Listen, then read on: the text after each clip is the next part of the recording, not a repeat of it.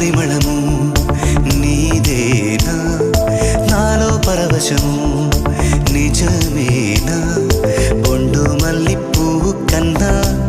తేలికగు నీ సోకు రెండు కళ్ళు మూసుకున్నా లాగు మరి నీ వైపు సొగసును చూసి